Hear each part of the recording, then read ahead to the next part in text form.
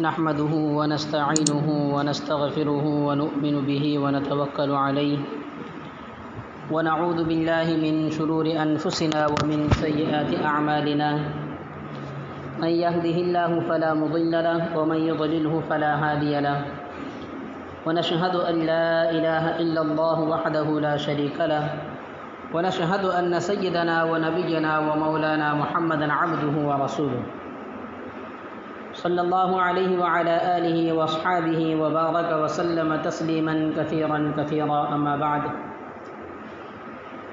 فأعوذ بالله من الشيطان الرجيم بسم الله الرحمن الرحيم وما ينطق عن الهوى إن هو إلا وحي يوحى عن أبي هريرة رضي الله تعالى عنه عن النبي صلى الله عليه وسلم قال الإيمان 77 شعبة أفضلها قول لا إله إلا الله وأدناها إماتة الأذى عن الطريق والحياء شعبة من الإيمان۔ محترم بزرگوں اور عزیز دوستو، گزشتہ چند جمعوں سے اس حدیث کا بیان چل رہا ہے جو ابھی میں نے آپ کے سامنے تلاوت کی۔ حضور صلی اللہ علیہ وسلم نے ایمان کا افضل شعبہ بھی بتا دیا اور ادنا شعبہ بھی بتا دیا۔ اس کے بعد ایک جملہ بالکل علیحدہ عجب انداز سے ارشاد فرمایا والحیاء شعبۃ من الایمان۔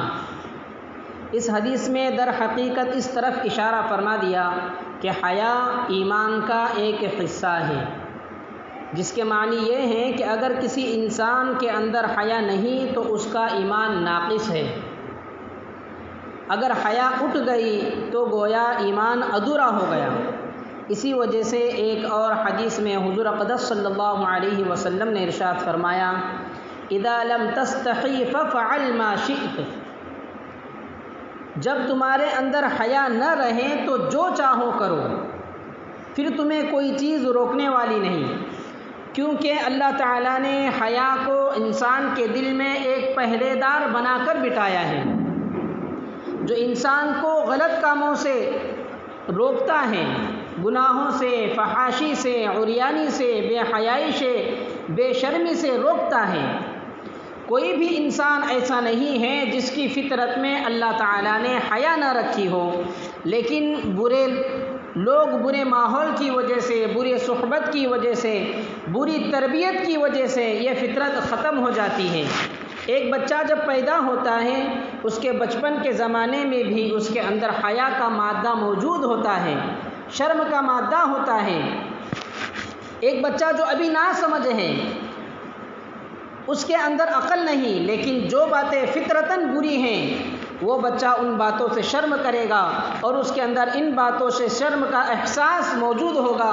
مثلا چھوٹے بچے سے پیشاب پاخانہ کی بات کرو یا گندگی کی بات کرو، انسانی عورت غلیظہ کی بات کرو تو اس کے اندر شرم کا احساس خود بخود پیدا ہوگا۔ یہ احساس اللہ تعالیٰ نے اس کے قلب میں داخل فرما دیا، یہ فطرت کا تقاضا بھی ہے۔ لیکن جو ماحول بگڑتا ہے، صحبت بگڑتی ہے، تربیت خراب ہوتی ہے، اسی رفتار سے حیا بھی کم ہوتی چلی جاتی ہے۔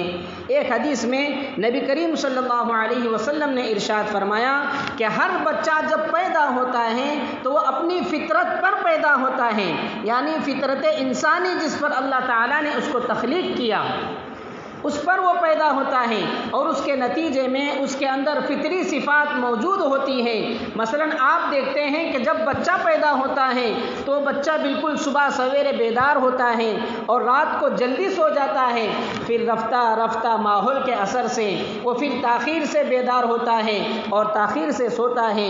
یہ اس کی علامت ہے کہ اللہ تعالیٰ نے اس کو فطرت پر پیدا کیا ہے، اور ابتدا میں اس بچے کی صفات، اس کی سوچ، اس کے خیالات سب فطرت کے مطابق ہوتے ہیں۔ تو ہر بچہ اپنی فطرت پر پیدا ہوتا ہے، بعد میں اس کے ماں باپ اس کو یہودی بنا دیتے ہیں، عیسائی بنا دیتے ہیں، نصرانی بنا دیتے ہیں یا مجوسی بنا دیتے ہیں۔ ماں باپ کے اثر اور گھریلو ماحول کے اثر سے اس کے حالات بدلتے چلے جاتے ہیں اور بعض اوقات وہ ایمان سے بھی خارج ہو جاتا ہے۔ بہرحال اللہ تعالیٰ نے انسان کی فطرت کے اندر ایک حیا کا مادہ رکھا ہے۔ جس وقت شیطان نے حضرت آدم علیہ علیہ السلام کو بہکایا، جو درخت اللہ نے منع فرمایا تھا کھانے کے لیے، ممانعت کی تھی، اس کے بارے میں شیطان نے کہا کہ یہ کھا لو، یہ اچھا ہے، ایسا ہے ویسا ہے۔ حضرت آدم علیہ السلام سے ایک لغزش ہو گئی اور اس کی باتوں میں آ کر اس درخت کو کھا لیا۔ تو قرآن کریم کے اندر یہ آیا ہے کہ اس درخت کے کھانے کا لازمی نتیجہ یہ ہوا کہ جنت کا جو لباس حضرت آدم حضرت حوا کے بدن پر تھا وہ لباس اترنا شروع ہو گیا۔ جیسے وہ لباس اترنا شروع ہوا تو ان کے اندر ایک فکر لاحق ہوئی کہ اب کیا کیا جائے۔ جب انہوں نے دیکھا کہ جسم سے لباس اتر رہا ہے، ان کے فوراً دماغ میں ایک فکر آئی، تو انہوں نے جنت کے درختوں کے پتوں سے توڑ توڑ کر پتے اپنے جسم کو ڈھانکنے لگے۔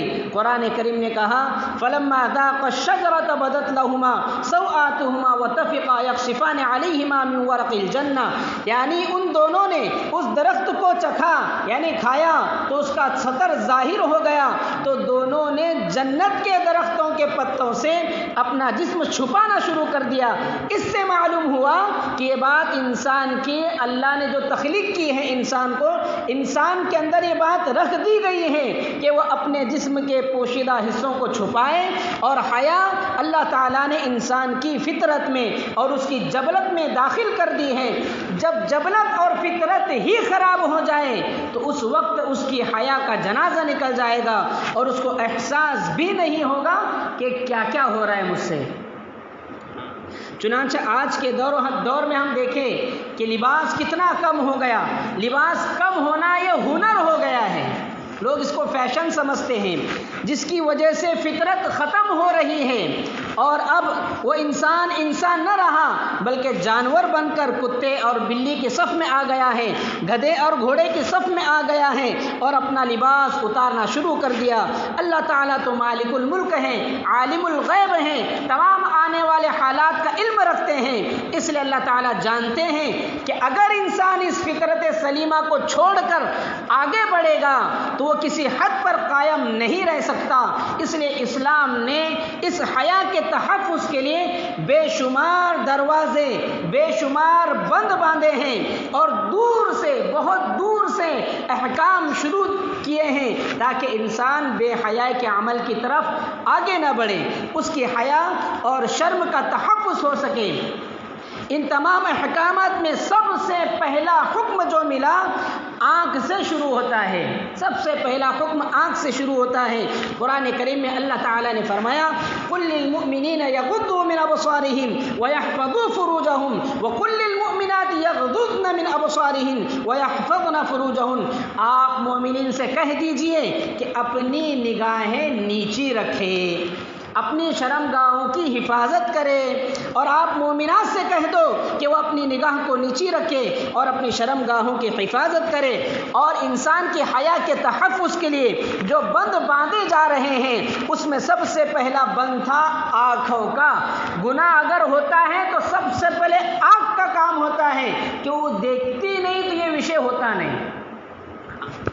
تو سب سے پہلے قرآن نے کہا کہ اپنی آنکھوں کو نیچے رکھو، اس لیے حضور صلی اللہ علیہ وسلم نے فرمایا النظر سہم من سہام ابلیس، کہ یہ نظر ابلیس کے تیروں میں سے ایک تیر ہے، اور جب یہ تیر لگ جاتا ہے تو اس کے بعد انسان غلط راستے پر چڑھ جاتا ہے۔ تو اس لیے اپنی نگاہوں کی حفاظت۔ ایک بہت بڑے اللہ والے فرماتے ہیں پڑ گئی تھی ان پہ بھولے سے نظر، پڑ گئی تھی ان پہ بھولے سے نظر، بات اتنی تھی کہ قیامت ہو گئی۔ بس ایک نظر کہاں سے کہاں تک لے کے جاتی ہے۔ بعض اوقات ایک نظر انسان کو بہت دور تک لے کر جاتی ہے۔ یہ اس لیے حکم دے دیا کہ اگر تمہیں حیا کا تحفظ کرنا ہے، اس حیا کو بچانا ہے تو سب سے پہلے اپنی آنکھ بچانا ہے، یہ آنکھ غلط جگہ پر نہ پڑے، ہم آنکھوں کا صحیح استعمال کریں۔ حضرت مولانا حکیم الامت حضرت مولانا تھانوی رحمۃ اللہ علیہ فرمایا کرتے تھے جس وقت شیطان کو آسمان سے جنت سے نکالا گیا، مردود بنایا گیا، اس کو جنت سے اس نے بڑی اللہ سے منتیں سماجتیں کی اور اللہ تعالیٰ سے کہا کہ اے اللہ آپ نے مجھے جنت سے نکالا تو ہے، اور اس آدم کی وجہ سے جس پر تو نے فوقیت عطا فرمائی ہے، تو میں بھی اس آدم کی اولاد سے بدلہ لوں گا۔ کس طرح بدلہ لوں گا؟ اس کے بارے میں قرآن نے فرمایا لَآتِيَنَّهُم مِّن بَيْنِ أَيْدِيهِمْ وَمِنْ خَلْفِهِمْ وَعَنْ أَيْمَانِهِمْ وَعَنْ شِمَائِلِهِمْ، میں آدم کی اولاد کے سامنے سے آؤں گا، پیچھے سے آؤں گا، دائیں سے آؤں گا، بائیں سے آؤں گا، یعنی 4 سمت کی طرف سے میں آدم کی اولاد کو حملہ کروں گا۔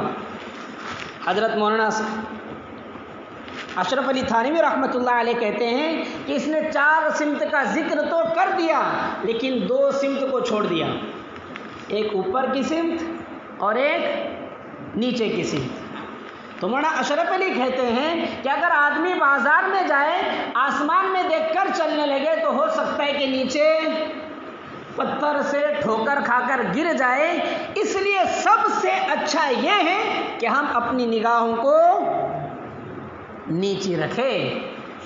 ایک ہی راستہ بچا، سمجھو کیا کرنا چاہیے ہمیں، اپنی نگاہوں کو ہم نیچے کریں۔ اور یہ آپ کو ایک بہت بڑا واقعہ سناتا ہوں، حضرت فاروق اعظم کے دور کا، حضرت فاروق عمر رضی اللہ تعالیٰ عنہ کے دور کا، حضرت ابو عبیدہ بن جراح رضی اللہ تعالیٰ عنہ شام کے گورنر تھے۔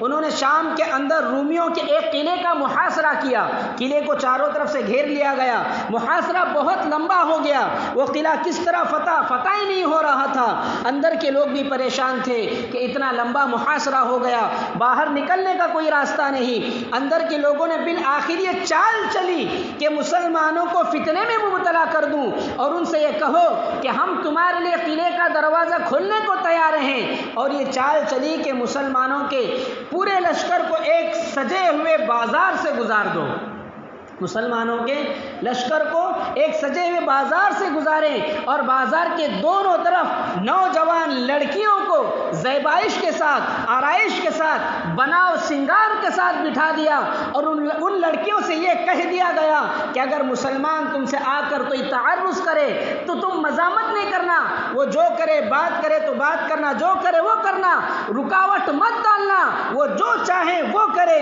اس چال کے ذریعے سے ان کا مقصد یہ تھا کہ مسلمان کافی عرصے سے اپنے گھروں سے نکلے ہوئے ہیں، اپنے گھر والوں کو چھوڑے ہوئے ہیں، اور جب فاتحانہ شان میں جب شہر کے اندر داخل ہوں گے اور دونوں طرف بنی سہوری لڑکیوں کو دیکھیں گے تو یہ لڑکیاں ان کے ساتھ فتنے میں مبتلا کرے گی ان کو، اور یہ وقت جب وہ غفلت کی حالت میں ہوں گے، اس وقت ہم ان پر حملہ کر کے ان کو ختم کر دیں گے۔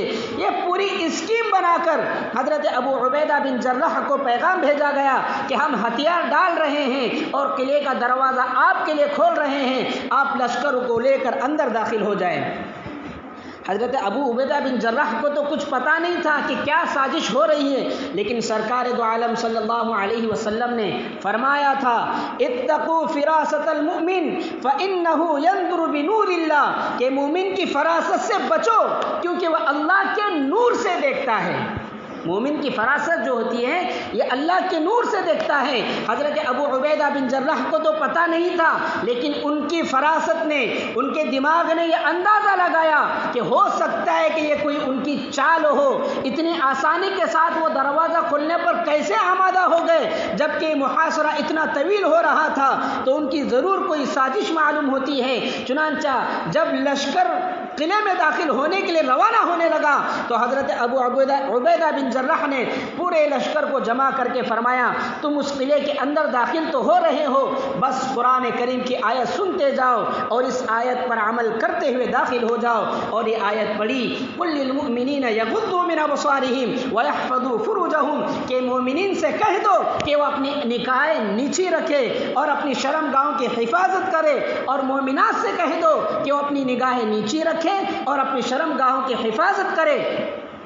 سننے والے صحابہ کرام رضوان اللہ تعالی علیہم اجمعین تھے، جو وہ تو اس آیت پر پہلے ہی عمل کرنے والے تھے، اور اس وقت خاص طور پر انہیں تنبیہ کی گئی، اور اس کے بعد لشکر روانہ ہو گیا۔ تاریخ لکھنے والوں نے لکھا ہے کہ وہ لشکر اس طرح قلعے کے اندر داخل ہوا، کسی ایک نے بھی نظر اٹھا کر نہ ادھر دیکھا نہ ادھر دیکھا، اور لشکر صحیح سالم جیسا کا ویسا قلعے کے اندر پہنچا. انہیں پتہ نہیں دائیں کیا رکھا ہوا ہے، بائیں کیا رکھا ہوا ہے.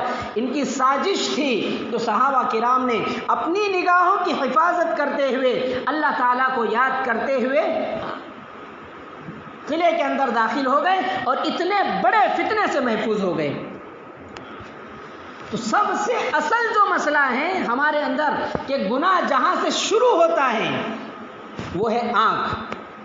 اب ہم سوچیں یہ آنکھ اللہ نے جو دی ہے فری میں ملی ہے، اس پر کچھ لگا نہیں، ہمارا فری میں ملا. اگر کچھ پیسہ لگتا، کچھ محنت لگتی، کچھ مشقت لگتی تو آدمی کی یہ بات سمجھ میں آتی یہ اللہ تعالیٰ کی دی ہوئی ایک بہت بڑی نعمت ہے، اس سے ہم کئی سارے کتنے سالوں سے اس کا فائدہ حاصل کر رہے ہیں بغیر مشقت کے. تو واپس اس کو اگر جا کر اس بندے سے پوچھو جس کو آنکھیں نہیں ہیں کہ وہ اگر آنکھوں کی روشنی تھوڑی سی بھی کم ہو جائے نا، آدمی قرضہ نکال کر کیا کیا کرے. نہیں، میرے آنکھوں کی روشنی صحیح ہونی چاہیے، اس کے لیے ہم کیا کیا نہیں کرتے. تو اللہ نے ہمیں ایک مشین دی ہے. اللہ نے ہمیں کیا دی ہے؟ ایک مشین دی ہے. صرف یہ کہا ہے کہ اس کو صحیح جگہ پر استعمال کرو، یعنی غلط جگہ پر یہ آنکھیں نہیں پڑنی چاہیے. اس چیز کا بس دھیان رکھنا ہے.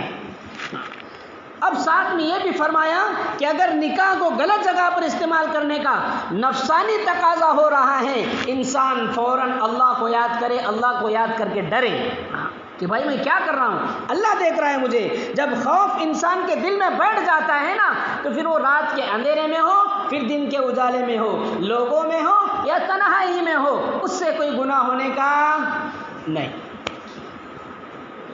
اللہ ہی ہمیں اس چیز سے حفاظت فرمائے، ایسی چیزوں سے. جب انسان اگر کسی چیز کو دیکھنے کا دل کر رہا ہے تو انسان اللہ کو ڈر کے اپنے آپ کو رکے گا. اس کی برکت سے اللہ اس کے ایمان کو ایسا بنائیں گے نا، یہ سب گناہ ان کی نگاہ میں ہیچ در ہیچ ہو جائے گی. نگاہ کی کوئی وقت، وہ تو ان گناہوں کی کوئی وقت ہی نہیں رہے گی کہ میں گناہ کروں. تو ہم اپنے آنکھوں کو کیا کریں؟ غلط استعمال سے بچائیں. تو اللہ تعالیٰ نے اور اللہ کے رسول نے اس حیا کی حفاظت کے لیے کتنی دور سے پہرا باندھا ہے. کیا پہرا باندھا؟ سب سے پہلے کہ اپنی آنکھیں نیچی کرے. لیکن یہ صرف تمناؤں اور آرزوؤں سے حاصل نہیں ہوتی، بلکہ مشق کرنے سے حاصل ہوتی ہے. لوگ کہتے ہیں کہ کس طرح مشق کرے، کیسے اپنی نگاہوں کو بچائے. چاروں طرف فتنوں کا جہنم ڈھکا ہوا ہے، آنکھ کو بچانا مشکل ہے. کس طرح بچائے؟ بھائی آنکھ کو بچانے کا آسان راستہ سوائے ہمت کے کچھ بھی نہیں. اللہ تبارک و تعالیٰ نے انسان کی ہمت میں وہ قوت دی ہے کہ وہ اپنی ہمت کے بل بوتے پر بڑے بڑے طوفان کو سرشار کر سکتا ہے، ختم کر سکتا ہے. اللہ تعالیٰ نے انسان کی ہمت میں اور اس کے عزم میں بڑی برکت رکھی ہے. جو یہ خیال آتا ہے کہ ہم نگاہ کو بچا نہیں پاتے، یہ اس لیے کہ ہم نے نفس و شیطان کے آگے اپنے ہتھیار ڈال دیے کہ بھائی ہم کچھ نہیں کر سکتے. یہ غلط بات ہے. ایک مرتبہ عزم کر لو، ہمت کر لو کہ یہ نگاہ انشاءاللہ غلط جگہ پر نہیں پڑے گی. پھر دیکھو اس عزم اور ہمت کے استعمال کے بعد اللہ تعالیٰ تمہاری نگاہ کی حفاظت فرمائیں گے. اس نے کوئی وظیفہ نہیں، اس کے لیے کوئی وظیفہ نہیں بتایا جاتا کہ حضرت کوئی وظیفہ بتائے کہ ہماری نگاہوں کی حفاظت ہو جائے. اس کا ایک ہی وظیفہ ہے کہ ہم اپنی ہمت کو باندھ لیں. تو اپنے نفس کو ہم کیا کریں؟ اپنے کنٹرول میں کرنے کی کوشش کریں. بہرحال حیا انسان کے تحفظ کے لیے نگاہ کو نیچی رکھنا یہ پہلا بند ہے جو شریعت نے باندھا.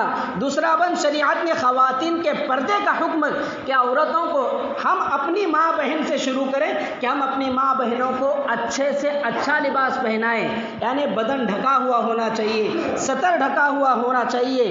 تو اس کا ہم کوشش کریں.